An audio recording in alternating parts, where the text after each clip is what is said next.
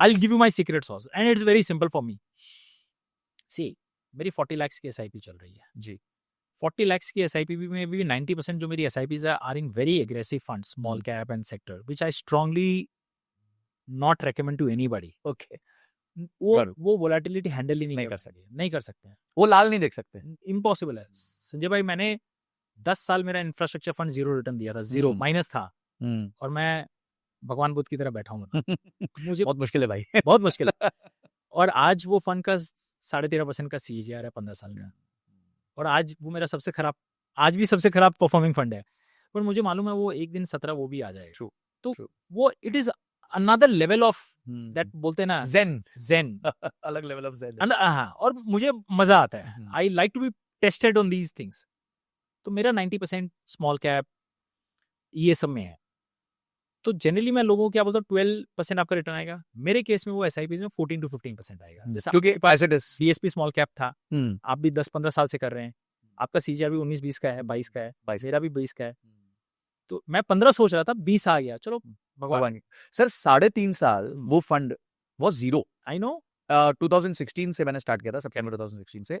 मार्च 2020 आता था, it was 0, and मार्च 20 में इट वाज -25, अप्रैल 20 में. यस, मतलब इतने में तो हालत खराब हो जाती है. हमने बोला चलने दो यार, इसको क्या प्रॉब्लम है. तो मैंने 2010 में किया ना, 17 रुपए की NAV थी. मैंने 52 से एंटर किया है. हाँ, तो मैंने 17 रुपए की NAV में नहीं किया, 12 रुपए की NAV आ गई थी 3 साल में. 3 साल में 99% लोग, अरे भाग 99.9 भाग जाते, एक आधा बच जाता. हाँ, मैं बड़ा खुश हो रहा था. हाँ, बहुत यूनिट्स मिल रहे हैं, अभी तो मजा आएगा. और 12 रुपए की NAV आज लगभग 200 रुपए NAV. 200 रुपए. हाँ, राइट. ये गेम होता है सर. वो ना एक सीक्रेट गेम्स सीरीज आई थी, तो उससे बोला था सब चले जाएंगे, त्रिपाठी बचेगा. तो हमें त्रिपाठी बनना है भाई. बिल्कुल. ये मुझे बहुत खराब लगता है मुझे कहने में. मैं वेल्थ मैनेजर हूँ, मैं क्लाइंट्स का वेल्थ बनाने का एक सपना देते हैं, बट हमारे पास हजारों इन्वेस्टर्स हैं, आते हैं, पॉडकास्ट देख के भी आते हैं. मैं फर्स्ट मीटिंग में कहता हूँ, सर आप आ तो रहे हो मेरे पास, हमारा ट्रैक रिकॉर्ड बोलता है 80% हमारे इन्वेस्टर्स वेल्थ नहीं बनाते हैं. जबकि खराब है. क्यों? क्योंकि वो मेरी बात नहीं सुनते. सर आते तो हैं कि मैं बात सुनूंगा. आते वही हैं सर. मुझे भी 100 करोड़ बनाना है. आप जो बोलेंगे मैं वैसा करूंगा. 25 साल तक मैं हिलाऊंगा नहीं, देखूंगा नहीं. आप जब बोलेंगे दूसरे दिन, सर कौन सा फंड में डाल रहे हो, अच्छा हम इसको स्टैगर कर सकते हैं क्या, हम STP करें क्या, हम ये करें क्या. सर आपको इन्वॉल्व होना है, आप इंटरफेयर करना है, तो आप खुद ही कर लो. तो बड़ा खराब लगता है. और इसीलिए ट्रैक रिकॉर्ड कहता है कि 80% नहीं बना पा रहे हैं. आज मैं आपको क्या बता रहा हूँ, मैं ये 100 करोड़ बनने ना, ये दिमाग नहीं लगा रहा हूँ इसलिए बन रहे हैं. 90% टाइम मैं दिमाग नहीं लगा रहा हूँ. मैं अगर दिमाग लगाने लग जाता ना तो मैं कबाड़ा कर दिया होता. तो मैं बोलता हूँ क्यों दिमाग लगा रहे हो. जब आप किसी को ड्राइवर रखे हो, फिर क्यों बैक सीट ड्राइविंग कर रहे हो. इधर जा, लेफ्ट जा, राइट जा, क्या मतलब एक्सीडेंट कर जाओगे आप. और आप बोलोगे तो मैं कर दूंगा, राइट. फिर बाद में मत बोलना, फिर आप मत बोलना बाद में. तो खराब लगता है कि वो नहीं बना पाते. तो जो आपने बोला, मेरा 12 to 15% का SIP से रिटर्न आ जाएगा. लार्ज कैप में करोगे तो 12 आएगा, 15 आएगा. तो 15 तो इजी है over a 15 year period by doing in aggressive funds which I am doing. Now how do you get 18? जो 3% एक्स्ट्रा जो आता है ना, जब टिप्स आती है, राइट, जब सब कुछ क्रेजी लग रहा है, उस वक्त आई गो वेरी एग्रेसिव. और वो जो पैसा, बड़ा पैसा उस वक्त डालता हूँ ना, 20% फॉल का जो वेट कर रहा था मैं आपको बता रहा था, उस वक्त जो आप पैसा डालते हो ना, उस पर 15 नहीं आता, उस पर 25% रिटर्न आते हैं. और वो पूरे खींच के लेके चला जाता है. 25 और 12 का एवरेज करो, 17-18 पे पोर्टफोलियो आपका आ जाता है. इसीलिए 15 साल का आज भी CAGR 18 दिखा रहा है. तो अब मुझे पता नहीं आगे जाके 18 रहेगा कि नहीं रहेगा. हालांकि पर अगर 17 भी होगा तो बुरा एक चीज मुझे मालूम है, लास्ट 5 साल का मेरा CAGR अभी 22, 23, 24 दिखा रहा है. 5 साल के आपका भी वही दिखा रहा होगा.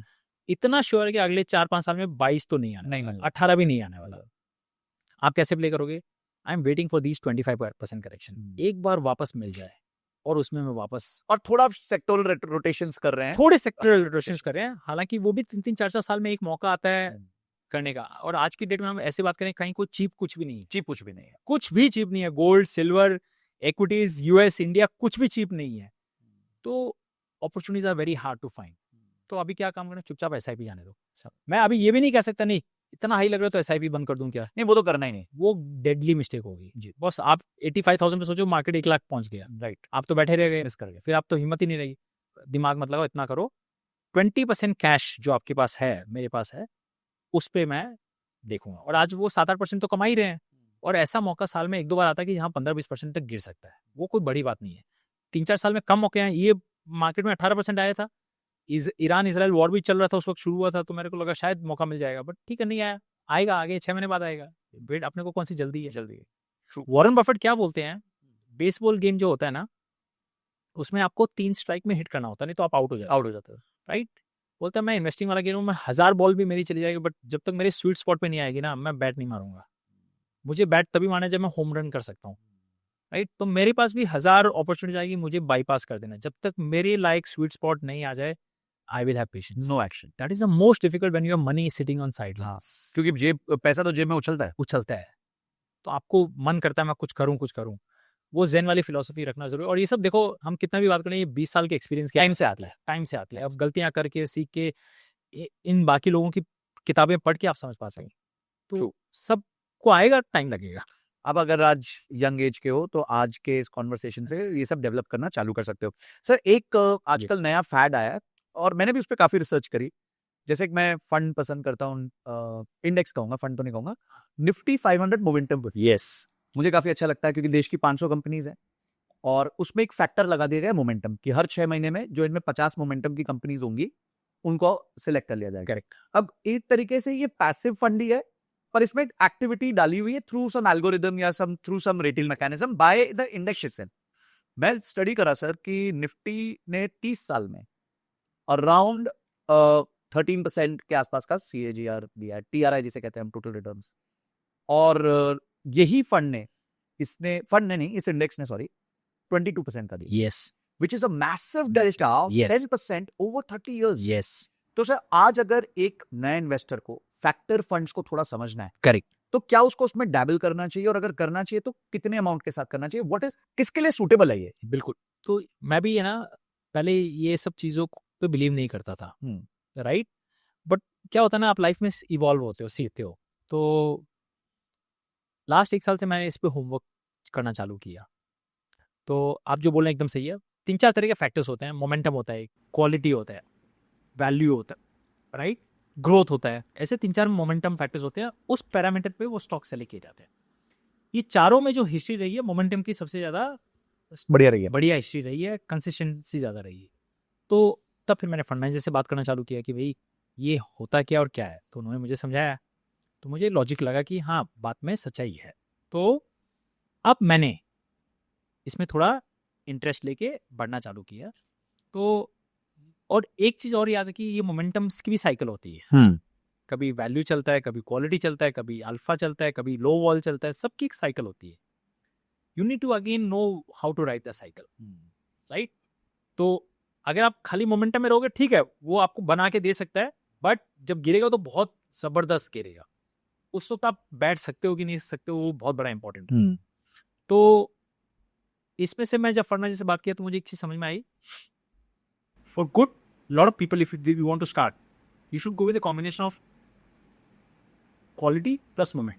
ओके। तो उससे आपका फायदा क्या होगा, और मल्टी कैप, ठीक है। तो ऐसे फंड्स हैं कहीं। Again this is not a recommendation to our viewers, this is just what आप भी अपनी एजुकेशन के हिसाब प्लीज। से। हाँ, मैंने जो समझा, मुझे ये ठीक लगा कि क्वालिटी में अच्छे स्टॉक्स होते हैं, एटलीस्ट फंड मैनेजर वो गलती नहीं करेगा कि खराब स्टॉक्स पोर्टफोलियो में आ रहे हैं। मल्टी कैप में मतलब लार्ज, मिड और स्मॉल सब आ गए, और मोमेंटम भी आप प्ले कर रहे हो। तो this combination is a better combination compare to others. This will also check your volatility, because multi cap में लार्ज कैप भी है तो उससे आपकी वोलेटिलिटी रुक जाती है। बट ये मैं लोगों के लिए कर रहा हूँ, खुद के लिए मुझे वोलेटिलिटी अच्छी लगती है। लालची हो आप। तो आपने तो अल्फा, मोमेंटम ये सब उठा लिए होंगे। तो मैंने फिर फंड मैनेजर से ऐसे ही समझा कि भाई मुझे वोलेटिलिटी से कोई डर नहीं लगता, मुझे अच्छा लगता है। समझ। तो आप मुझे बताओ, मुझे अगर करना है तो क्या करें। तो उन्होंने बताया कि अगर आप वोलेटिलिटी से डरते नहीं हो, then you should go for something like mid cap momentum.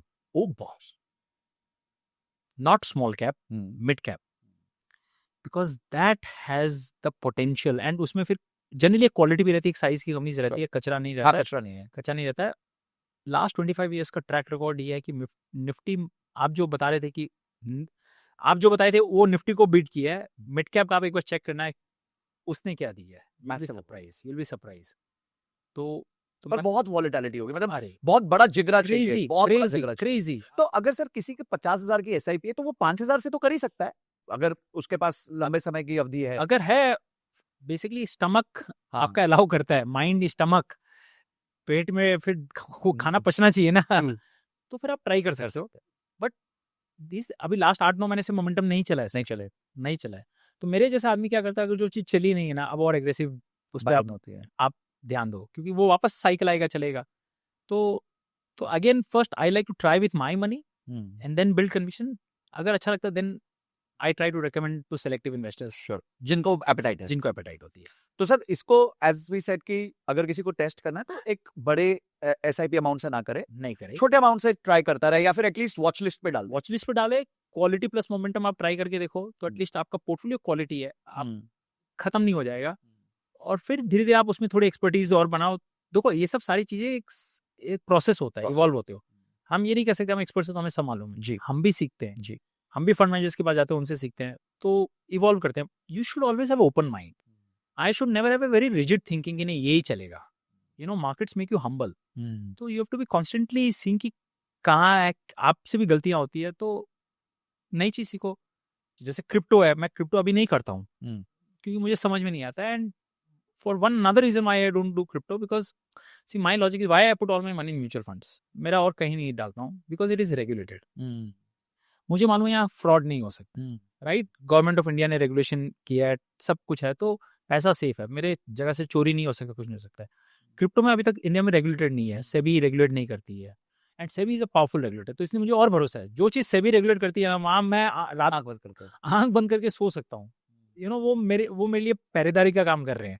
इसी आप देखो इतना पैसा 75 lakh crore in mutual fund industry, very big.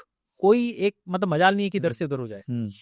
तो जिस दिन मुझे लगता है क्रिप्टो रेगुलेट हो जाएगा, क्रिप्टो का ETF आ गया इंडिया में, then I start looking at this asset class, I track and again I principle सस्ता है तब खरीद, अनफेवर्ड है, अनलव्ड है, then buy it. So earlier zero था, now I am open, but let it be regulated, let it come in the ETF format, let it be manage by BlackRock, जैसे बड़े बड़े ETF होते हैं, वो लोग इनके पास बाहर में तो है ही कर ही रहे हैं, हाँ, इंडिया में नहीं है। इंडिया में तो मुझे ना डायरेक्ट कोई क्रिप्टो में डालने में डर लगता है, कोई सिंगापुर में वॉल्ट है, मेरा कंट्रोल नहीं, तो कल कुछ हो गया तो मैं किसके पास जाऊंगा?